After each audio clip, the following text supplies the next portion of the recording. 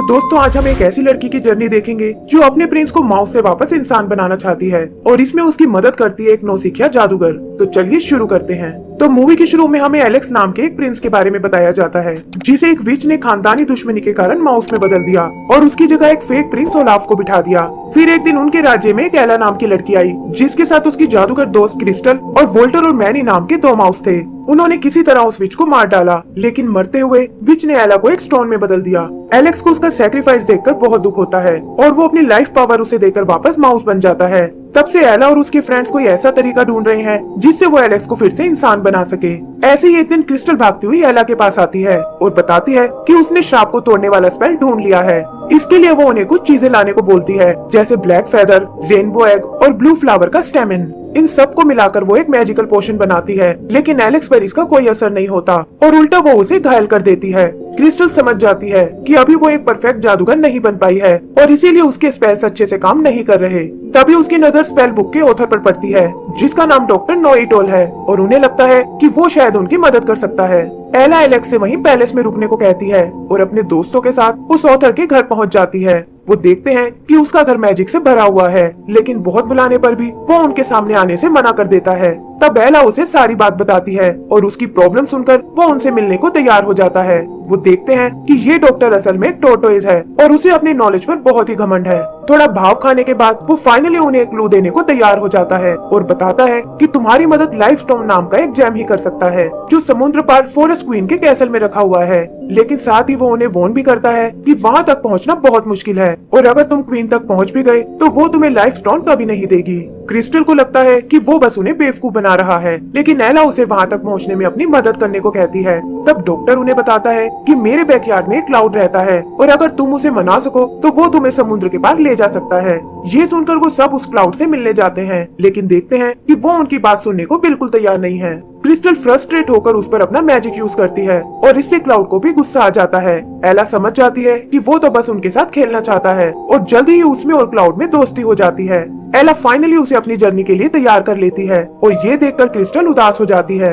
आगे हम उन सबको उस कैसल की ओर जाते हुए देखते हैं और एला नोटिस करती है कि क्रिस्टल का मूड अचानक से खराब हो गया है। एला उससे इसका कारण पूछती है, जिस पर क्रिस्टल बताती है कि शायद वो अपने ग्रुप के लिए एकदम यूजलेस है और यहाँ तक कि अपना मैजिक भी ठीक से नहीं यूज कर पाती। उसे लगता है कि वो कभी एक परफेक्ट जादूगर नहीं बन पाएगी और शायद अब उसे जादू करना छोड़ देना चाहिए। तब एला उसे समझाती है कि इंसान को कोशिश करना कभी नहीं छोड़ना चाहिए और वो उसे खुद पर यकीन रखने को बोलती है। फिर जल्दी ही वो लोग उस फॉरेस्ट तक पहुंच जाते हैं और क्लाउड उन्हें वहीं छोड़कर वापस चला जाता है। यहाँ उनका सामना एक बोलने वाले पेड़ से होता है जो खुद को इस फॉरेस्ट का गाइड बताता है और कहता है कि मैं तुम्हें उस कैसल तक तुरंत पहुंचा दूंगा। वो देखते हैं कि ये पेड़ चलने में बहुत स्लो है, लेकिन कोई और चारा न होने के कारण उन्हें उसे ही फॉलो करना पड़ता है। पेड़ की मदद से फाइनली वो उस कैसल तक पहुंच जाते हैं और देखते हैं कि दो गार्ड्स वहाँ की पहरेदारी कर रहे हैं। क्रिस्टल अपने माउस फ्रेंड के साथ उनका ध्यान भटकाती है और पीछे से एला उस कैसल के अंदर चली जाती है। वहाँ उसे फॉरेस्ट क्वीन का रूम दिखाई देता है जिसमें कुछ अजीब सी स्टैचूज रखे हुए हैं। तभी एक लैंप जिंदा होकर उसके सामने आ जाता है और कहता है कि तुम शक्ल से मुझे एक चोर लग रही हो। वो एला से खुद को अपने साथ ले जाने को बोलता है और कहता है कि मैं रास्ते में तुम्हारे बहुत काम आऊंगा।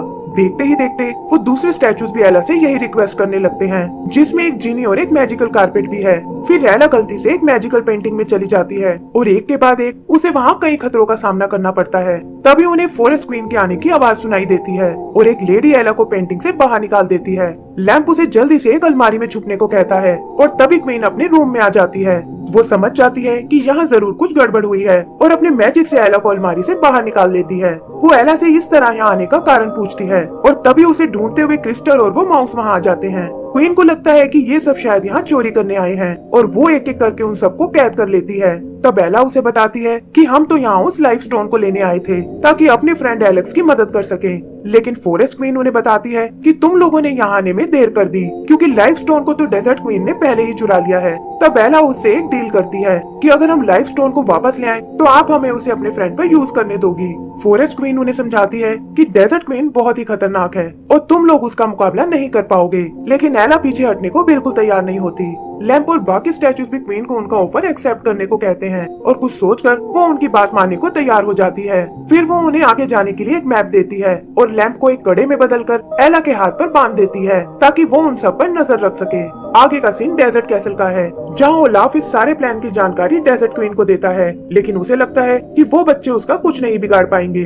तब ओलाफ कहता है कि आपको अपनी आर्मी के लिए एक जादूगर की जरूरत थी और मैं क्रिस्टल को बहलाकर आपके पास ला सकता हूँ। बदले में आपको मेरा किंगडम पाने में मेरी मदद करनी होगी और डेजर्ट क्वीन भी इसके लिए तैयार हो जाती है। इधर आगे बढ़ते हुए एला को एक शॉर्टकट नजर आता है, लेकिन क्रिस्टल को लगता है कि उन्हें इस रास्ते पर आगे नहीं जाना चाहिए। वो अपने मैजिक से इधर उधर खतरा ढूंढने लगती है, लेकिन एला उसे समझाती है कि तुम बेवजह ही ओवर रिएक्ट कर रही हो और हर जगह मैजिक यूज करने की कोई जरूरत नहीं है। इस बात को लेकर उन दोनों में बहस हो जाती है और क्रिस्टल गुस्से में उन्हें छोड़कर चली जाती है। यहीं हम ओलाफ को देखते हैं जो छुप कर उन पर नजर रख रहा था और वो क्रिस्टल से मिलने उसके पीछे जाता है। आगे एला और उसके साथियों को एक हट दिखाई देती है जिसमें ढेर सारा खाना रखा हुआ है। तभी एक पिंजरा एला को कैद कर लेता है और पता चलता है कि ये एक शैतान बिल्ली का घर है। वो वोल्टर को पकड़कर खाने की कोशिश करती है, लेकिन देखती है कि वोल्टर को उसकी बनाई डिशेस बहुत पसंद आई हैं। ये देखकर उसे बहुत खुशी होती है क्योंकि वो हमेशा से एक शेफ बनना चाहती थी, लेकिन कोई भी उसकी डिशेस को पसंद नहीं करता था। एला को ये सुनकर क्रिस्टल का ध्यान आता है और वो सोचती है कि ना जाने वो किस हाल में होगी। उधर ओलाफ क्रिस्टल से मिलने आता है और उसे बताता है कि तुम्हारे दोस्तों को तुम्हारी स्किल्स की कोई कदर नहीं है और अगर तुम डेजर्ट क्वीन के साथ मिल जाओ तो वो तुम्हें एक पावरफुल जादूगर बना देगी। क्रिस्टल भी उसकी चालाकी को नहीं समझ पाती और डेजर्ट क्वीन का साथ देने को तैयार हो जाती है। इधर एला और मौसिस का सामना एक बियर से होता है और इससे पहले कि वो उन्हें चोट पहुंचा पाए, एला उसे अपने यहाँ आने का कारण बताती है। बेयर उसका दोस्तों के लिए प्यार देखकर बहुत इम्प्रेस होता है और कहता है कि मैं तुम्हें यहाँ से सही सलामत जाने दूंगा, लेकिन पहले तुम्हें मेरे लिए एक लेटर पढ़ना होगा। पता चलता है कि ये लेटर उसके भाई ने उसे लिखा था, जिसके साथ काफी टाइम पहले उसकी लड़ाई हो गई थी और अब वो सब कुछ भुलाकर उससे दोबारा मिलना चाहता है। एला समझ जाती है कि अपनों से अलग होना ही दुनिया का सबसे बड़ा दुख है और ये सोचकर उसे क्रिस्टल का ख्याल आता है और वो वोल्टर और मैनी के साथ उसे ढूंढने निकल जाती है। ओलाफ भी डेजर्ट में उन्हें देख लेता है और क्रिस्टल की मदद से वो उन तीनों को एक स्पेल में कैद कर लेते हैं। एला भी क्रिस्टल को उसके साथ देखकर बहुत हैरान होती है और उसे समझाती है कि तुम्हें इस आदमी पर विश्वास नहीं करना चाहिए, लेकिन क्रिस्टल पर इन बातों का कोई असर नहीं होता और वो उन्हें धोखेबाज और सेल्फिश बताती है। ओलाफ भी आग में घी डालने का काम करता है और कहता है कि अब तुम्हारी बातों से कोई फर्क नहीं पड़ता और जल्दी ही क्रिस्टल एक पावरफुल जादूगर बन जाएगी। एला एक बार फिर उससे माफी मांगती है और कहती है कि तुम्हारे बिना हम यहाँ तक कभी नहीं पहुँच सकते थे और तुम अभी भी हमारी टीम का एक अहम हिस्सा हो। ये सुनकर क्रिस्टल को अपनी गलती का एहसास हो जाता है और अपने दोस्तों को आजाद करके वो ओलाफ को स्पेल में कैद कर लेती है। आगे वो एक लंबा रास्ता तय करके उस कैसल तक आते हैं, जिस तक जाने के लिए उन्हें एक ब्रिज क्रॉस करना होगा, लेकिन जैसे ही वो उसके सेंटर में आते हैं वो ब्रिज टूटने लगता है और ये लोग बड़ी मुश्किलों से बचते हुए दूसरी तरफ आते हैं। फिर कुछ बबल्स उन्हें उठाकर ऊपर पैलेस में ले जाते हैं और यहाँ उनका सामना उस डेजर्ट क्वीन से होता है।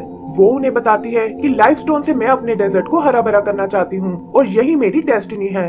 एला उससे किसी और तरीके के बारे में पूछती है, जिस पर क्वीन कहती है कि मुझे अपने काम के लिए एक जादूगर की जरूरत है और अगर क्रिस्टल यहाँ रहने को तैयार हो जाए तो मैं तुम्हें वो लाइफ स्टोन यूज करने के लिए दे सकती हूँ। क्रिस्टल उसकी बात मानने को तैयार हो जाती है और एला को समझाती है कि इससे वो एलेक्स को फिर से इंसान बना सकती है और डेजर्ट क्वीन की मदद से उसका बड़ा जादूगर बनने का सपना भी पूरा हो जाएगा। फिर डेजर्ट क्वीन उसके हाथ में वो लाइफ स्टोन देती है, लेकिन पता चलता है कि ये सब उसका एक प्लान था और उसने क्रिस्टल को अपने स्पेल में बांध लिया है। उसे कंट्रोल करके वो एला को पहाड़ी से नीचे गिरा देती है और क्रिस्टल को अपने साथ कैसल में ले जाती है। इधर एला किसी तरह बच जाती है और वोल्टर और मैनी के साथ ऊपर कैसल की ओर चढ़ने लगती है। उधर डेजर्ट क्वीन क्रिस्टल से एक बार फिर सोचने को कहती है और बताती है कि मैं तुम्हारा परफेक्ट जादूगर बनने का सपना पूरा कर सकती हूँ, लेकिन क्रिस्टल ऐसा करने से मना कर देती है। तभी एला और उसके माउस वहाँ आते हैं और क्वीन को बातों में उलझाकर लाइफ स्टोन को चुरा लेते हैं। क्रिस्टल भी स्पेल टूटने से आजाद हो जाती है और वो सब कैसल से बाहर आ जाते हैं। डेजर्ट क्वीन गुस्से में उन पर अटैक करती है, जिसके लगते ही क्रिस्टल एक डॉल में बदल जाती है। एला को ये देखकर बहुत दुख होता है और वो डेजर्ट क्वीन से इसका बदला लेने की सोचती है। डेजर्ट क्वीन उस पर भी अपना स्पेल यूज करने की कोशिश करती है, लेकिन एंड टाइम पर वहाँ फॉरेस्ट क्वीन आ जाती है। फॉरेस्ट क्वीन एला से वो लाइफ स्टोन लाने को कहती है, क्योंकि उसके बिना वो डेजर्ट क्वीन का मुकाबला नहीं कर पाएगी और ये सुनकर एला तुरंत उसे ढूंढने निकल जाती है। पता चलता है कि वो लाइफ स्टोन मैनी के पास है, लेकिन तभी उनके सामने ओलाफ आ जाता है। वो उनसे स्टोन छीनने की कोशिश करता है, लेकिन एला वहाँ आकर उस स्टोन को पकड़ लेती है। तभी वो माउस और लाव पर अटैक कर देते हैं और इसी हड़बड़ी में उनके साथ साथ एला भी पहाड़ी से नीचे गिरने लगती है। लेकिन इससे पहले कि वो लोग नीचे जमीन से टकराएं, क्लाउड वहां आकर उन्हें बचा लेता है और बताता है कि डॉक्टर ने उसे उनकी मदद करने भेजा है। फिर वो उड़ते हुए वापस कैसल की ओर आते हैं और देखते हैं कि डेजर्ट क्वीन ने फॉरेस्ट क्वीन को ट्रैप कर लिया है। एला किसी तरह बचते हुए उस स्टोन को फॉरेस्ट क्वीन की ओर उछालती है, लेकिन वो देखते हैं कि डेजर्ट क्वीन भी उसे पकड़ने आ रही है। तभी फॉरेस्ट क्वीन एला के हाथ में बंधे उस लैम्प को एक्टिवेट करती है और उसकी रोशनी डेजर्ट क्वीन को चकाचौंध कर देती है। लाइफ स्टोन भी फाइनली फॉरेस्ट क्वीन की छड़ी तक पहुंच जाता है और वो डेजर्ट क्वीन को उड़ाकर दूर फेंक देती है। आगे हम उन सभी को फॉरेस्ट कैसल में देखते हैं, जहां क्वीन उन्हें बताती है कि वो एलेक्स और क्रिस्टल में से किसी एक को ही ठीक कर सकते हैं। तब एलेक्स उससे क्रिस्टल को जिंदा करने को कहता है, क्योंकि उसकी ये हालत उसी की वजह से हुई है और एला को भी उसकी बात माननी पड़ती है। फिर क्वीन स्टोन की पावर से क्रिस्टल को ठीक कर देती है और हम देखते हैं कि वो इस बार एक नए रूप में है। क्रिस्टल एलेक्स को माउस देखकर बहुत हैरान होती है और तब फॉरेस्ट क्वीन उसे सारी बात बताती है और ये सुनकर क्रिस्टल को बहुत दुख होता है। आगे क्वीन उसे बताती है कि लाइफ स्टोन ने तुम्हारी मैजिकल पावर को बढ़ा दिया है, जिससे तुम भी एक परफेक्ट जादूगर बन चुकी हो और अब तुम फिर से अपना पहले वाला स्पेल ट्राई कर सकती हो। क्रिस्टल भी ये सुनकर खुश हो जाती है और अपने दोस्तों से स्पेल की चीजों को फिर से इकट्ठा करने को बोलती है। फाइनली उसके स्पेल से एलेक्स फिर से इंसान बन जाता है और